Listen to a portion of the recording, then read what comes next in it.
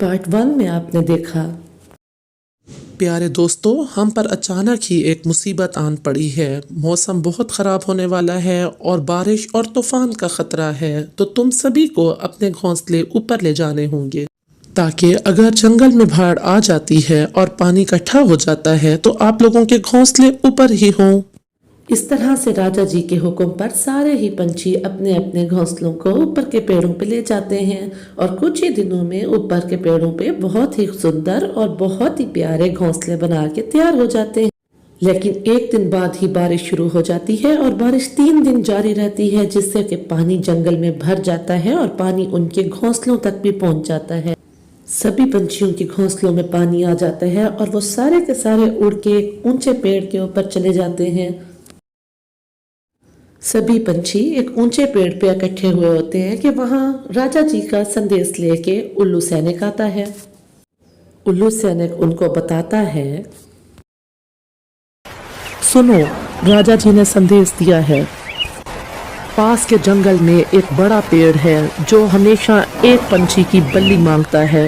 एक पंछी की बल्ली के बाद इस तरह की बारिशें और तूफान रुक जाते हैं, तो आप में से कोई पंछी अपनी बलि दे। ये सुनने के बाद सारे ही पंछी बहुत खौफजदा हो जाते हैं और खामोश हो जाते हैं। थोड़ी देर बाद कबूतर बोलता है, ऐसा तो नहीं हो सकता कि कोई पंछी अपनी मर्जी से अपनी बल्ली दे। हाँ, राजा जी जिसको हुक्म देंगे उसकी बल्ली ही दी जाएगी। वहीं पर पारो चिड़िया भी बैठी थी। पारो चिड़िया कहती है, मैं दूंगी ये बल्ली, आखिर किसी न किसी को तो देना ही पड़ेगा, हमारे बच्चों के लिए, हम सब के लिए। मुझे ये स्वीकार है, मैं अपनी बलि दूंगी। सभी पंछी हैरान हो जाते हैं कि इसका कैसा दिल है, ये कौन सी बात कर रही है। थोड़ी देर बाद पारो अपने दोस्तों को मिलती है और कहती है कि अच्छा दोस्तों, अलविदा करने का टाइम आ गया है, मेरे बच्चों का ख्याल रखना। मैं कबूतर कहता है, पारो, तेरे बच्चे आज से मेरे ही बच्चे हैं। मैं तेरा गहरा दोस्त हूँ, लेकिन अपनी कुर्बानी मत दे, अपनी बलि मत दे। यहाँ से लाली बुआ कहती है, मेरी बच्ची, मेरी उम्र ज्यादा है, मैं वहां तक उड़ तो नहीं सकती, लेकिन तेरे बच्चे आज से मेरे ही बच्चे हैं। ऐसी बात नहीं है लाली बुआ, हम सब के फायदे के लिए, मेरे बच्चों के फायदे के लिए और हम सब पंछियों की भलाई के लिए एक ना एक को तो ये बलि देनी ही थी। फिर कोई और हो या मैं हूँ, क्या फर्क पड़ता है। ये कह के पारो वहां से चली जाती है। तूफान बहुत ज्यादा होता है। तूफान ज्यादा होने की वजह से पारो के पर भी गीले हो जाते हैं और वो ठीक से उड़ भी नहीं सकती। यूं लगता है कि वो अभी गिर जाएगी, लेकिन वो फिर भी हिम्मत नहीं हारती और उड़ती ही रहती है। बारिश और तूफान तो रुकने का नाम ही नहीं ले रहा था। अब उसे हिम्मत भी करनी थी, क्योंकि वो अपनी बलि देने के लिए जा रही थी। वो मन ही मन में सोचती है, बच्चों को तो मेरे दोस्त पाल ही लेंगे और वो मुझसे भी ज्यादा प्यार देंगे उनको, ये तो मुझको विश्वास है।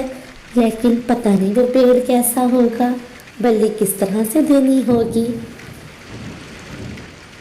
पता नहीं मैं वहां तक पहुंच भी पाऊंगी कि नहीं। बारिश तो बहुत ज्यादा है और मेरे पंख भी पूरे के पूरे गीले हो गए हैं। पता नहीं बारिश कब रुकेगी और मैं वहां तक पहुंच सकूंगी या नहीं। लेकिन जो मेहनत करता है उसकी हार तो नहीं होती। बारिश में गीले पंखों के साथ भी उड़ते उड़ते आखिरकार पारो दूसरे जंगल में पहुंच ही जाती है। पहाड़ों वाले जंगल में पहुंचने के बाद रात हो जाती है। पारो को वहीं पर ही एक पेड़ के ऊपर अपनी रात गुजारनी थी। पारो मन ही मन में सोचती है, रात ज़्यादा हो गई है, मैं अभी तो नहीं आगे उड़ सकूंगी और मुझे कुछ नज़र भी नहीं आएगा, मुझे यहीं पर ही बैठ के रात गुजारनी होगी। फिर वो कहती है, नहीं नहीं, मुझे जल्दी जाना होगा, ये ना हो कि जंगल मज़ीद डूब जाए और मेरे बच्चे और सारे ये पंछी नुकसान उठाएं। लेकिन फिर उसको मजबूरी में बैठना पड़ता है, क्योंकि रात के टाइम तो परिंदों को सही दिखाई भी नहीं देता। वो उसी ही एक पेड़ पे बैठ के रात गुजार देती है, लेकिन वो जागती रहती है और मन ही मन में बहुत कुछ सोचती रहती है। पता नहीं चिन्नी और कुकू कैसे होंगे, वो ठीक भी होंगे कि नहीं होंगे, वो घबराए तो नहीं होंगे। यही सोचते सोचते सुबह हो जाती है और वो वहां से फिर से उड़ जाती है। अपने मकसद में कामयाब होने के लिए पारो को फिर से सफर करना था और वो काफी ढूंढने के बाद बड़े पेड़ को ढूंढ लेती है। अब वो उसके पास जा रही थी। उसके कदम इस तरह से जा रहे थे कि जैसे वो अपनी मौत की तरफ जा रहे हैं। उसे उड़ा नहीं जा रहा था क्योंकि सामने उसको अपनी मौत नजर आ रही थी। वो उड़ते हुए उस पेड़ के सामने आके बैठ जाती है। अरे कौन हो तुम? जानती नहीं कि मैं कौन हूँ और मेरे करीब कोई पंछी नहीं आता, क्यों आके बैठी? बड़े पेड़ जी, हमारे जंगल में बहुत तूफानी बारिश है और इस तरह से हमारे पूरे जंगल में पानी भर गया है। हमने ऊंचे के पेड़ों में अपने घोंसले बनाए थे, वो भी डूब गए हैं।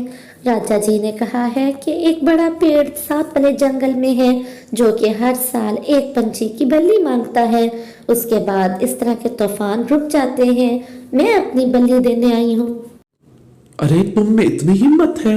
हर जंगल से तो राजा के सैनिक एक पंछी को जबरदस्ती उठा के मेरे पास लेके आते हैं और उसकी बलि दी जाती है, लेकिन तुम खुद उड़ के आई हो, ये कैसे हो सकता है? जोर जबरदस्ती से भी तो किसी न किसी की जान जानी ही थी, लेकिन मैं सब पर कुर्बानी देने के लिए खुद अपनी बलि देने के लिए आई हूँ ताकि मेरे बच्चे और बाकी के पंछी सुकून से उस जंगल में रह सकें। एक ना एक को तो ये कुर्बानी देनी ही थी, वो बाकियों में से कोई हो या मैं हूँ, क्या फर्क पड़ता है। अरे नन्ही चिड़िया, तुम्हारी बातें सुन के तो मेरी आंखें ही खुल गई हैं। कोई भी पंछी, कोई भी जानदार ऐसा कैसे कर सकता है? क्या इतनी कुर्बानी का जज्बा भी है तुम्हारे अंदर? जाओ चिड़िया जाओ, मैं तुम्हारी बलि स्वीकार नहीं कर सकता। जाओ तुम यहाँ से चली जाओ। आपका बहुत बहुत धन्यवाद बड़े पेड़ जी, लेकिन जाने से पहले मैं एक बात आपसे पूछना चाहती हूँ, आप क्यों बलि लेते हैं मासूम पंछियों की? पहले ऐसा नहीं होता था, मुझे पंछियों से बहुत प्यार था, लेकिन आहिस्ता आहिस्ता मुझे पंछियों से नफरत होने लगी। मैं शक्तिशाली, सबसे शक्तिशाली दरख्त हूँ। मेरे हुक्म से हवाएं इधर से उधर जाती हैं और वो बादलों को अपने साथ लेके जाती हैं। हवाओं पर मेरा हुक्म चलता है, लेकिन मुझसे कोई भी पंछी दोस्ती नहीं करता था। मेरे दरख्त के ऊपर, मेरे पत्तों पर कोई घोंसला नहीं बनाता था। जबकि ये जो बाकी के छोटे पेड़ हैं, इनके ऊपर पंछी बैठते थे, इनके ऊपर अपने घर बनाते थे, अपने घोंसले बनाते थे, तो मुझे पंछियों से नफरत होने लगी। मैं सबसे शक्तिशाली था, लेकिन उसके बावजूद मेरे साथ कोई पंछी दोस्ती नहीं करता। मुझे नफरत होने लगी और मुझे हसद होने लगा। इस हसद की आग में मैंने पंछियों को खाना शुरू कर दिया और अपनी शक्ति का गलत इस्तेमाल शुरू कर दिया। तो अब मैं समझी प्यारे पेड़, हम आपसे बहुत प्यार करते हैं, लेकिन जो ऊंचे दरख्त होते हैं उस पे हम जो घोंसले बनाते हैं तो हवा से वो घोंसले जल्दी खराब हो जाते हैं और धूप भी ज्यादा पड़ती है ऊंचे के पेड़ों पे। गर्मी से बचने के लिए हम थोड़े से नीचे पेड़ों पे अपने घोंसले बनाते हैं, लेकिन हम आपसे बहुत प्यार करते हैं। आज से मैं आपकी दोस्त हूँ। क्या दोस्त? जाओ दोस्त जाओ, आज से ना सिर्फ तुम्हारी बल्कि किसी भी पंछी की बलि मैं नहीं लूंगा। आइंदा के बाद मैं पंछियों को नुकसान नहीं पहुंचाऊंगा। तुम और बाकी के पंछी मुझसे मिलने आया करो, मुझे पंछियों से दोस्ती बहुत अच्छी लगती है। ये बात सुन के चिड़िया बहुत खुश हो जाती है और वो वहां से उड़ जाती है।